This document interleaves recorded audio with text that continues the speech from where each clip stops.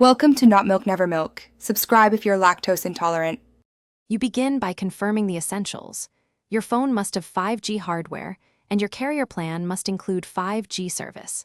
Once done, obtain the 5G physical SIM or an eSIM activation code from the carrier. This avoids delays. Make sure to note your MA and update your phone OS to the latest release so the modem firmware is current.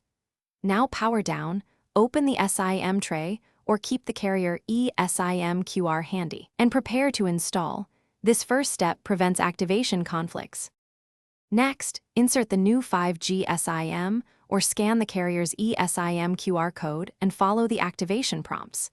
Carriers often provision service within minutes. Then open cellular settings and select your carrier profile, enable 5G or NR where available and choose the preferred network type. If data won't connect, update the APN fields per the carrier's instructions and install any carrier profile updates. Finally, reboot the phone to let the modem negotiate bands and register on 5G cells. This step completes provisioning. To finish, verify the 5G icon appears and run a speed test to confirm higher throughput. If you don't see 5G, try simple fixes.